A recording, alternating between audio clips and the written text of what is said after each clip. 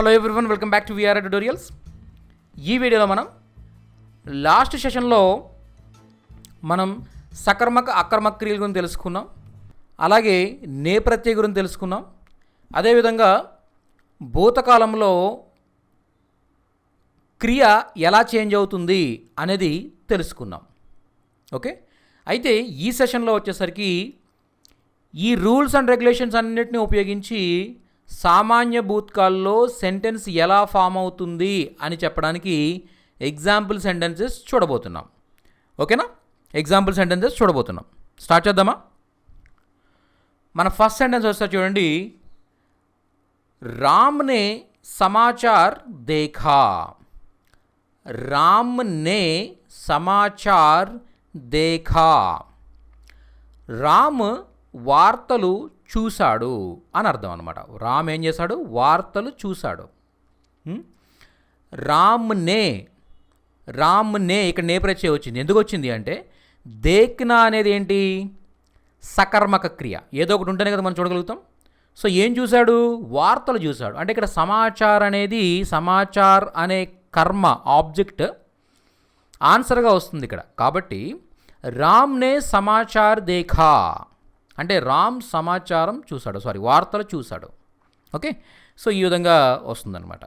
Next sentence చూడండి, సీతానే సమాచార్ దేఖా. సీత వార్తలు చూసింది.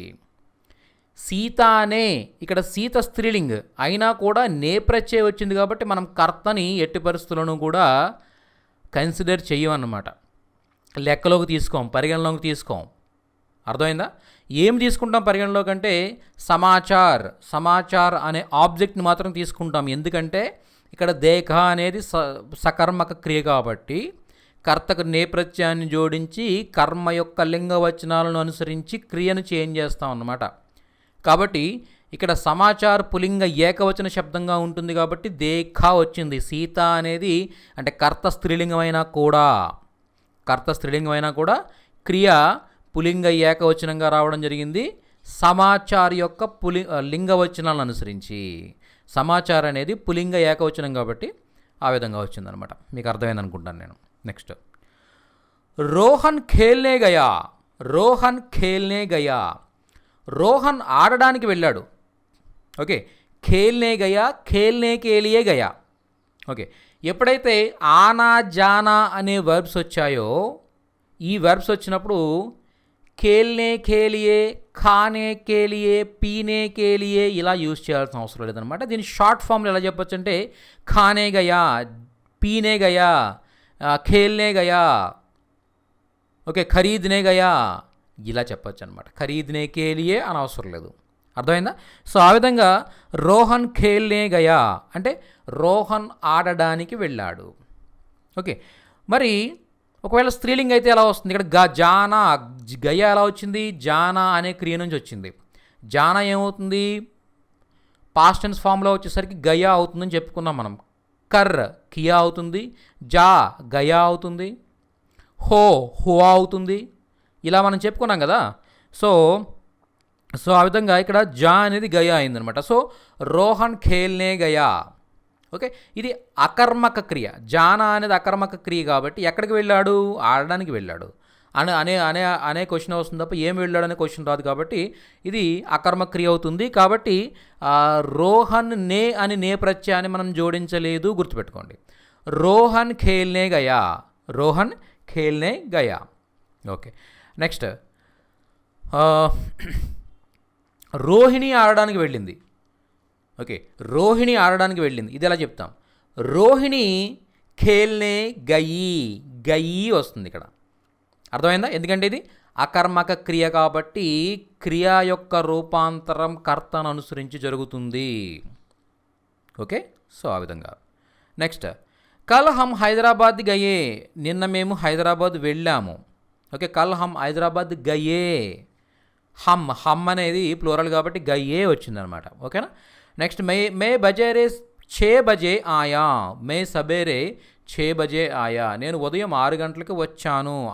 వచ్చాను. అలాగే కల్ ఆప్ స్కూల్ క్యోం నహీ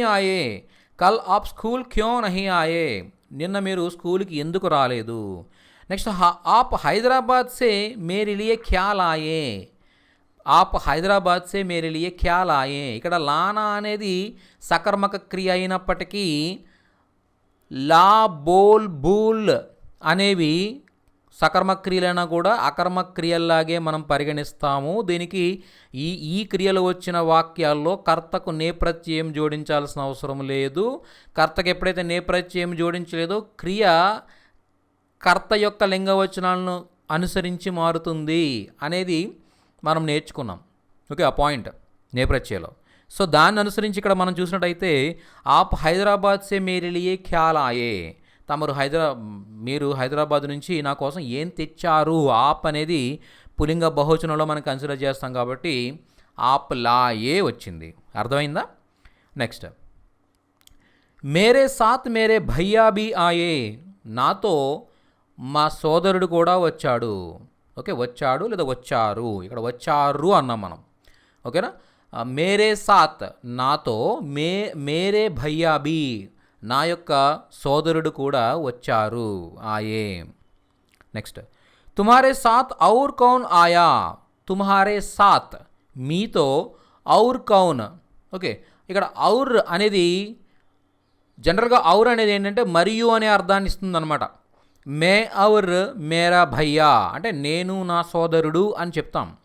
ఓకే, అలాగే ఔర్ని మరియు అనే అర్థమే కాకుండా ఇంకా అనే అర్థంలో కూడా ఉపయోగిస్తాం అనమాట. ఔర్ కుచ్ అంటే ఇంకొంత. ఔర్ కుచ్ చాహియే నాకు ఇంకొంత కావాలి. ఔర్ కౌన్ ఆ రాయే అంటే ఇంకెవరు వస్తున్నారు. ఔర్ కౌన్ ఆ రాయే అంటే ఇంకెవరు వస్తున్నారు. ఔర్ కౌన్ ఆయా ఇంకెవరు వచ్చారు. ఓకే, ఔర్ క్యా ఇంకేంటి. ఔర్ క్యా ఇంకేంటి. ఓకే, ఔర్ తోడా ఇంకొంచెం. ఓకే, సో ఇలా ఔర్ని ఇంకా అనే అర్థంలో కూడా మనం ఉపయోగిస్తాం అనమాట. ఆ విధంగా మనకి ఇక్కడ తుమ్హారే సాత్ ఔర్ కౌన్ ఆయా మీ వెంట ఇంకెవరు వస్తున్నారు, ఇంకెవరు వచ్చారు అనే అర్థం తీసుకోవచ్చు మనం. ఓకేనా. నెక్స్ట్, ఆప్ కబ్ కేరళ పహుంచే. ఆప్ తమరు, కబ్ ఎప్పుడు, కేరళ పహుంచనా అంటే చేరుకోవడం, పహుంచే చేరుకున్నారు. ఇక్కడ పహుంచనా అనేది అకర్మక క్రియ. దీనికి ఎక్కడికి చేరుకున్నారు, ఎప్పుడు చేరుకున్నారు, ఎందుకు చేరుకున్నారు ఇలాంటి క్వశ్చన్స్ వెలుగుతాం తప్ప ఏమి చేరుకున్నారు, ఎవరిని చేరుకున్నారు, ఎవరికి చేరుకున్నారు ఈ క్వశ్చన్స్ రావు దానిపైన. కాబట్టి పహుంచనా అనేది అకర్మక క్రియ అవుతుంది. కాబట్టి ఆప్ కేరళ కబ్ పహుంచే సంథింగ్ ఏంటిది అంతే. ఆప్ కేరళ కబ్ పహుంచే మీరు కేరళ ఎప్పుడు చేరుకున్నారు. ఆప్ కబ్ కేరళ పహుంచే మీరు ఎప్పుడు కేరళ చేరుకున్నారు ఎలాగని చెప్పొచ్చు అనమాట. నెక్స్ట్ చూడండి, వే వహాసే కహా గయే. వే వారు, వహాసే అక్కడి నుండి, కహా ఎక్కడెక్కడికి, గయే వెళ్ళారు. వే వహాసే కహా గయే వారు అక్కడి నుంచి ఎక్కడెక్కడికి వెళ్ళారు. ఓకే, జానా అనేది ఇక్కడ అకర్మక క్రియ అవుతుంది. హమారే పితాజీ హమారే లియే బాజార్ సే కపడే లాయే. హమారే పితాజీ మా నాన్నగారు, హమారే లియే మా కోసము, కపడే బట్టలు, లాయే తెచ్చారు. ఇక్కడ లానా అనేది సకర్మక క్రియ అయినా కూడా అకర్మక క్రియలో మనం కన్సిడర్ చేస్తాం. కాబట్టి హమారే పితాజీ నే అని చెప్పమన్నమాట, హమారే పితాజీ అంటాం అనమాట. ఓకేనా. నెక్స్ట్, ఆజ్ కయీ లోగోనే నదీ మే నహాయా. ఆజ్ ఈరోజు, కయీ లోగ్ అంటే చాలామంది ప్రజలు అన్నమాట. కయీ అంటే చాలా అని అర్థం వస్తుంది. కయీ లోగోనే చాలామంది ప్రజలు, నదియోమే నదుల్లో, నహాయా స్నానం చేశారు. అయితే ఇక్కడ నహానా అనేది అకర్మక క్రియ కానీ సకర్మక క్రియలా కన్సిడర్ చేయాలని చెప్పేసి మనం చెప్పుకున్నాం. నహానా, ఖాస్నా, చీక్నా, థూక్నా ఇలాంటివి ఏవైతే ఉన్నాయో ఇవన్నీ కూడా వీటికి అంటే తుమ్మడానికి ఆబ్జెక్ట్ అవసరంలా, దగ్గడానికి ఆబ్జెక్ట్ అవసరంలా, అలాగే ఉమ్మి వేయడానికి ఆబ్జెక్ట్ అవసరంలా, అలాగే స్నానం చేయడానికి ఆబ్జెక్ట్ అవసరంలా. అర్థమైందా? సో ఇలాంటి సెంటెన్సెస్కి వీటికి కూడా ఈ వర్బ్స్కి కూడా మనం నేప్రత్యయాన్ని జోడించాలన్నమాట. కాబట్టి ఆజ్ కయీ లోగోనే అన్నాం మనం, ఆజ్ కయీ లోగోనే అన్నాం. ఓకేనా. అంటే ఈరోజు చాలామంది ప్రజలు. ఓకే, నదియోమే అంటే నదుల్లో, నహాయా వచ్చింది ఎందుకంటే కయీ లోగోమ్ అని వచ్చినప్పుడు అది ప్లోరల్ కాబట్టి ఒకవేళ దీనికి నేప్రత్యయం జోడించినట్టయితే కనుక నహాయే అని వచ్చేది.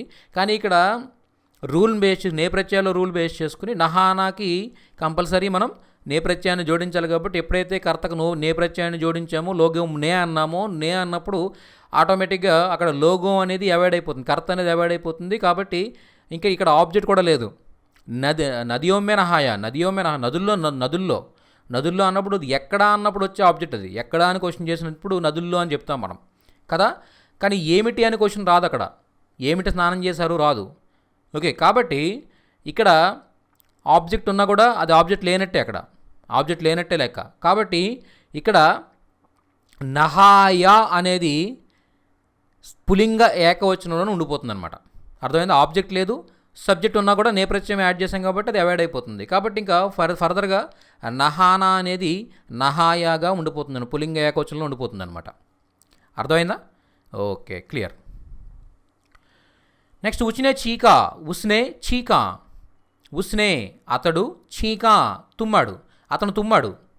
ఓకే, ఉస్నే చీకా అంటే అతను తుమ్మాడు, అతను తుమ్మడంలో ఆబ్జెక్ట్ లేదు. అక్కడ ఆబ్జెక్ట్ లేనప్పుడు ఆబ్జెక్ట్ ఒకవేళ అక్కడ ఉండవలసిన అవసరం లేకపోయినా, లేకపోతే లుప్తులో ఉన్నా కూడా ఆ క్రియను పులింగ ఏకవచనంలో తీసుకోవాలని చెప్పేసి మనకు రూల్ చూసాం. కాబట్టి ఉస్నే చీకా, అతడు తుమ్మాడు, ఆమె తుమ్మింది, రెండింటికి కూడా అదే వస్తుంది అనమాట. అలాగే ఉన్హోనే చీకా, వారు తుమ్మారు, పురుషులైనా స్త్రీలైనా ఎవరైనా కూడా. అర్థమైందా? ఉన్హోనే చీకా, అది ఏకవచనైనా బహువచనం ఏదైనా కూడా చీకానే ఉంటుందన్నమాట. ఉన్హోనే ఖాసా, వారు దగ్గారు, ఉన్హోనే ఖాసా. ఓకే, అలాగే ఉన్హోనే థూకా, వారు ఉమ్మారు. ఓకే, ఉస్నే థూకా, ఆమె ఉమ్మివేసింది. ఓకే, ఉస్నే థూకా, అతడు ఉమ్మివేశాడు. ఓకే, ఇలా వస్తుందన్నమాట. థూక్నా అంటే ఉమ్మివేయడం. ఓకే, వే దోనో పహాడ్ పర్ కైసే చడ్ గయే. వే దోనో వారిరువురు పహాడ్ అంటే పర్వతం అనమాట. పహాడ్ పర్ అంటే పర్వతం పైకి, కైసే చడ్ గయే ఎలా ఎక్కారు. ఓకే, ఇలా వస్తుందన్నమాట. అయితే ఇక్కడ మనకి చడ్నా అనేది ఏంటంటే ఎక్కడం అనేది అకర్మక్రియ అవుతుందన్నమాట. అకర్మక్రియ అవుతుంది. ఓకే, అయితే అకర్మక్రియ కాబట్టి ఇక్కడ వే దోనోమ్ అన్నప్పుడు అది ప్లూరల్ కాబట్టి చడ్ గయ్యే వచ్చింది. క్లియరా? చడ్ గయ్యే వచ్చింది. అయితే ఇక్కడ మనం ఒక చిన్న విషయం అబ్జర్వ్ చేయాలి. కైసే చడ్ గయ్యే, కైసే ఎందుకు వచ్చిందంటే ఇక్కడ కైసా రావచ్చు కదా. కైసే ఎందుకు వచ్చింది అంటే చూడండి, మనకి జనరల్గా కైసీ 3 పదాలు ఉన్నాయి ఎలా అని అడగడానికి 3 ఉన్నాయి. కైసీ. ఓకే, దీనిలో మనం వీటిని ఎప్పుడెప్పుడు యూజ్ చేసామంటే కైసే ఎప్పుడు యూజ్ చేసాం, ఆప్ కైసే హై అన్నప్పుడు కైసే యూజ్ చేసాం. అలాగే కైసా ఎప్పుడు యూజ్ చేసాం, వహ్ కైసా హై అతడు ఎలా ఉన్నాడు అన్నప్పుడు కైసా యూజ్ చేసాం. అలాగే వహ్ కైసా హై ఆమె ఎలా ఉంది అన్నప్పుడు కైసా యూజ్ చేసాం. ఓకేనా? అండ్ కైసీ యూజ్ చేసాం, కైసీ. సో కైసే, కైసీ.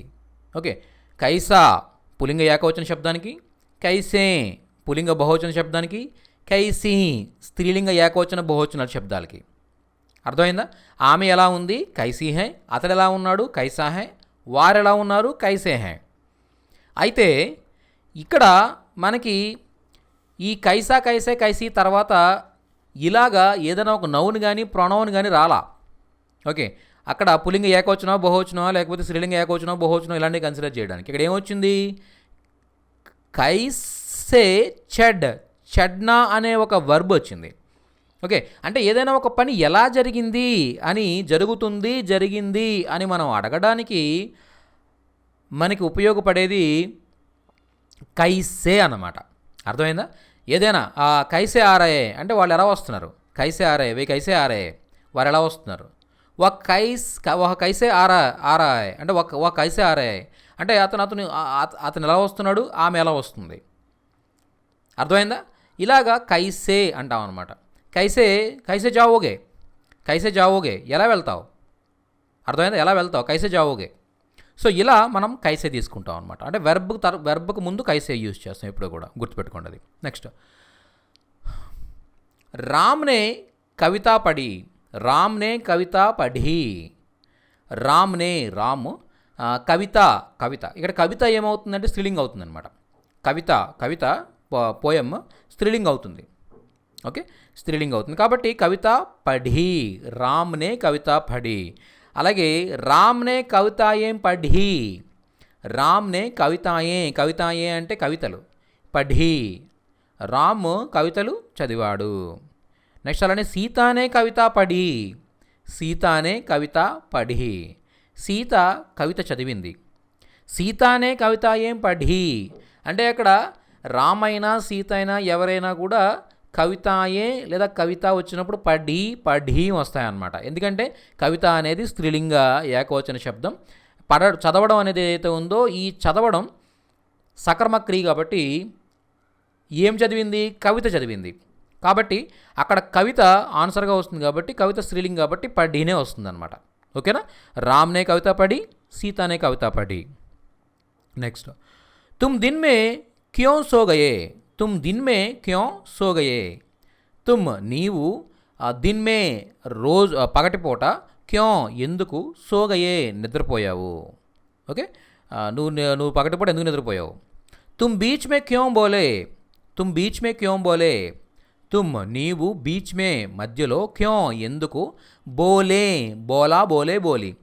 ఇక్కడ బోల్నా వచ్చింది. బోల్నా అని వచ్చినప్పుడు ఇది సకర్మక క్రియ అయినా కూడా అకర్మక క్రియలో తీసుకోవాలని చెప్పేసి బోల్ లానా భోల్నా భూల్నా ఈ మూడు కూడా వచ్చినప్పుడు సకర్మక క్రియ అయినా కూడా అకర్మక క్రియలో తీసుకోవాలని చెప్పేసి మనం చూసాం. కాబట్టి ఇక్కడ తుమ్నే రాలేదనమాట. ఓకేనా.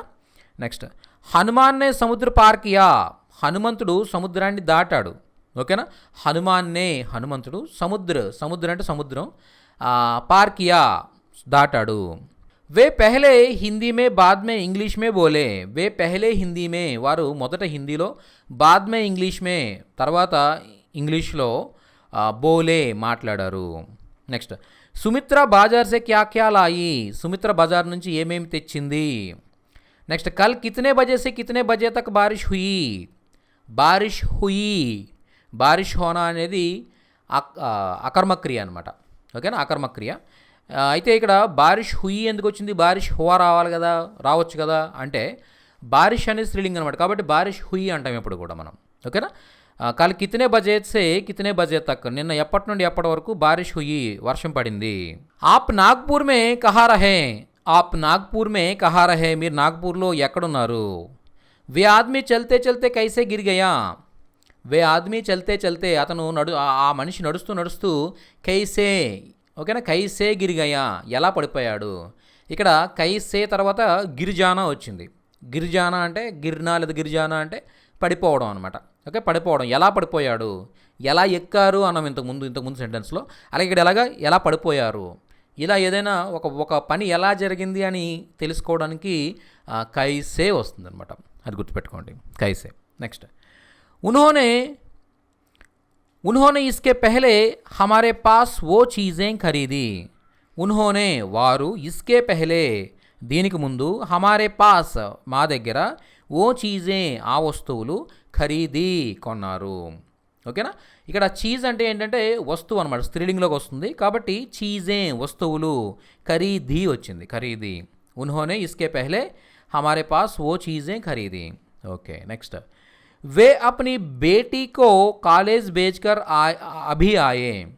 ఓకే, వే అప్నీ బేటీకో వారు తమ అమ్మాయిని తమ కూతురిని, ఓకే, కాలేజ్ బేజ్కర్ కాలేజ్కి పంపించి, అభి ఇప్పుడే, ఆయే వచ్చారు, అభి ఆయే ఇప్పుడే వచ్చారు. ఓకే. నెక్స్ట్ సీతానే నాటక్ దేఖా, సీత నాటకం చూసింది. ఇక్కడ నాటక్ అనేది పులింగ్ అవుతుంది అనమాట, పులింగ్ అవుతుంది కాబట్టి నాటక్ దేఖా అయింది. ఓకేనా, నాటక్ దేఖా. నెక్స్ట్ సీతానే దో నాటకే దేఖే, అంటే సీత 2 నాటకాలు చూసింది. నాటకే 2 నాటకాలు చూసింది. నెక్స్ట్ ఆప్ ఉన్కే సాత్ కహా గయే, మీరు వారితో ఎక్కడికి వెళ్ళారు, ఎక్కడికి వెళ్ళారు. మే రాత్ కో ఖూబ్ సో గయి, నేను రాత్రి చాలా బాగా నిద్రపోయాను. నెక్స్ట్ ఖూబ్ అంటే ఏంటంటే బాగుగా అని అర్థం అనమాట, ఖూబ్ అంటే బాగుగా. నెక్స్ట్ మానే బేటీకో సులాయా, సోనా అంటే నిద్రపోవడం, సులానా అంటే నిద్రపుచ్చడం అనమాట. ఓకేనా. మానే బేటీకో సులాయా, సోనా అనేది అకర్మక్రియ, ఎందుకంటే మనం నిద్రపోవడానికి ఏం అవసరంలా, మనం ఇలా చైర్లో కూర్చొని నిద్రపోతాను నేను, ఇంక దీనికి ఆబ్జెక్ట్ ఏం అవసరంలా. ఓకే, కానీ నేను ఒకళ్ళు నిద్రపుచ్చాలంటే ఎవరో ఒకరు ఉండాలి అక్కడ. అర్థమైందా? నేను నిద్రపుచ్చాను అంటే అక్కడ ఎవరో ఒకరు ఉండాలి కంపల్సరీ. కాబట్టి మేరే బేటేకో అవ్వచ్చు, మేరీ బేటీకో అవ్వచ్చు. ఓకేనా, ఇలాగా ఎవరో ఒకరు ఉండాలి. కాబట్టి ఇది సులానా అనేది సకర్మక్రియ అవుతుంది, సోనా అనేది అకర్మక్రియ అవుతుంది. ఓకే, మానే బేటీకో సులాయా. నెక్స్ట్, ఆప్నే ఉస్కో కామ్ సే క్యోం నికాల్ దియా. ఆప్నే తమరు, ఉస్కో అతనిని, కామ్ సే పని నుండి, క్యోం ఎందుకు, నికాల్ దియా తీసేశారు. నికల్నా అంటే మనకు మనం బయటకు వచ్చేయడం అనమాట. ఓకే, నికల్ జానా అంటే మనకు మనం బయటకు వచ్చేయడం, బయలుదేరడం, ఇలాంటి అర్థాలు వస్తుంది. నికాల్నా అంటే తీసేయడం, నికాల్నా అంటే తీసేయడం, ఓకే, తొలగించడం. నికాల్ దియా, మీరు అతన్ని ఎందుకు పని నుండి తీసేశారు. ఓకే, నికల్నా అనేది ఏంటంటే అకర్మక్రియ అవుతుంది, నికాల్నా అంటే సకర్మక్రియ అవుతుంది. ఓకే, తొలగిపోవడం అకర్మక్రియ, తొలగించడం సకర్మక్రియ. ఓకే, తర్వాత ఆప్నే యహ కోట్ కహాసే ఖరీదా. ఆప్నే తమరు, యహ కోట్ ఈ కోట్ని, కహాసే ఎక్కడి నుండి, ఖరీదా కొన్నారు. నెక్స్ట్, అబ్ తక్ ఆప్నే కితనీ బార్ చాయ్ పీ. అబ్ తక్ ఇప్పటి వరకు, ఆప్నే తమరు, కితనీ బార్ ఎన్నిసార్లు, చాయ్ పీ టీ త్రాగారు. ఇక్కడ చాయ్ అనేది స్త్రీలింగ్ వస్తుంది కాబట్టి చాయ్ పీ వచ్చిందనమాట. అర్థమైందా? నెక్స్ట్, ఉస్నే సబ్జీ బేచ్కర్ బహుత్ పైసే కమాయే. ఉస్నే అతడు, సబ్జీ బేచ్కర్ సబ్జీ బేచ్కర్ బేచిన అంటే అమ్మడం అనమాట. సబ్జీ బేచ్కర్ అంటే కూరగాయలు అమ్మి. ఓకేనా, కూరగాయలు అమ్మి, బహుత్ పైసే చాలా డబ్బులు, కమాయే సంపాదించాడు. ఇక్కడ బహుత్ పైసే వచ్చింది కాబట్టి కమాయే వచ్చింది. ఓకేనా. నెక్స్ట్ చూడండి, మేనే సబేరే ఛాయ్ పీ నేను ఉదయం టీ త్రాగాను. క్యా ఆప్నే ఉసే దేఖా మీరు అతన్ని చూసారా. ఓకే, మీరు అతన్ని చూసారా. ఈ ఎగ్జాంపుల్ సెంటెన్స్ అని కూడా బాగా మీరు అబ్జర్వ్ చేయండి. ఓకే, జనరల్గా మన బుక్లో ఒక్క కాన్సెప్ట్ పైన చాలా ఎగ్జాంపుల్ సెంటెన్సెస్ ఇచ్చామన్నమాట. ఎందుకు అన్ని ఎగ్జాంపుల్ సెంటెన్సెస్ అంటే, జనరల్గా నేను చాలా బుక్స్ చూశాను, ఆ బుక్స్ అన్నింటిలోనూ కూడా ఏదైనా ఒక కాన్సెప్ట్ చెప్పి దాంట్లో ఒక 5 or 6 ఎగ్జాంపుల్ సెంటెన్స్ ఇచ్చి మళ్ళీ నెక్స్ట్ టాపిక్ వెళ్ళిపోతున్నారు అందరూ కూడా. అలా చేయడం వల్ల ఏమవుతుందంటే ఎక్కువ పదాలు నేర్చుకోవడానికి, అలాగే ఆ టెన్స్లో డిఫరెంట్ వేస్లో ఎలా సెంటెన్సెస్ ఫామ్ అవుతాయి అనేది తెలియడానికి చాలామందికి తెలియట్లేదు అనమాట. ఓకేనా, అవి చదివినా కూడా ఏదో కొద్దిగా బేసిక్గా నాలెడ్జ్ దొరుకుతుంది తప్పిస్తే కంప్లీట్గా దానిపైన ఇన్ఫర్మేషన్ దొరకాలంటే ఎక్కువ ఎగ్జాంపుల్స్ ఉండాలి. దాన్ని ఎన్ని విధాలుగా ఉపయోగించాలి అనేది చెప్పడానికి ఎక్కువ ఎగ్జాంపుల్స్ ఉండాలన్నమాట. సో ఆ ఉద్దేశంతో ఇక్కడ చాలా ఎగ్జాంపుల్స్ ఇవ్వడం జరిగింది. కాబట్టి ప్రతి ఎగ్జాంపుల్ని కూడా మీరు బాగా నేర్చుకోండి. ఆ ఎగ్జాంపుల్ సెంటెన్సెస్లో మీకు చాలా పదాలు నేర్చుకుంటారు మీరు. ఓకేనా, ఆ పదాలని అర్థవంతంగా సెంటెన్స్ ఎలా ఉపయోగించాలనే తెలుస్తుంది మీకు. సో చాలా విషయాలు నేర్చుకోవచ్చు సెంటెన్సెస్ వల్ల.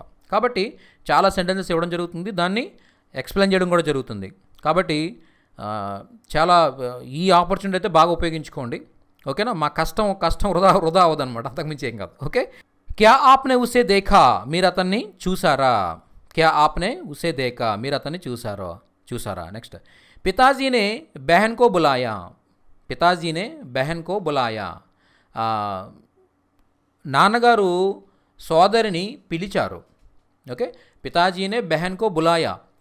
ఇక్కడ బెహన్ కో బులాయా, ఇక్కడ కో ప్రత్యయం వచ్చింది కాబట్టి బెహన్ అనేది స్త్రీలింగ్ అయినా కూడా, అంటే ఇక్కడ ఉన్న ఆబ్జెక్ట్ స్త్రీలింగ్ అయినా కూడా, ఎప్పుడైతే కో అనే ప్రత్యయాన్ని మనం జోడించామో ఆటోమేటిక్గా మనకు ఒక నేప్రత్యయాలు రూల్ ఉందన్నమాట. ఏంటంటే ఎప్పుడైతే కర్మకు అంటే ఆబ్జెక్ట్కు కో ప్రత్యయాన్ని జోడించామో అప్పుడు క్రియ పులింగ ఏకవచనంలో ఉండిపోతుంది అనేది ఒక రూల్ చూసాం మనం. ఆ రూల్ని అనుసరించి పితాజీనే బెహన్ కో సోదరిని బులాయా పిలిచారు అని వస్తుంది అనమాట. నహీ మైనే అభీ తక్ ఉసే నహీ దేకా లేదు నేను ఇప్పటివరకు అతన్ని చూడలేదు. గీతా పర్సం ఆయి గీత మొన్న వచ్చింది. తుమ్నే క్యా కియా మీరు ఏం చేశారు. లడ్కియోం నే పుస్తక్ లేకర్ ఆయి బాలికలు పుస్తక లేకర్ పుస్తకాలు తీసుకుని ఆయి వచ్చారు. ఓకే, నెక్స్ట్ నరేష్నే ఏక్ షేర్ కో దేఖా. నరేష్నే ఏక్ షేర్ కో దేఖా. నరేష్ ఒక సింహాన్ని చూశాడు.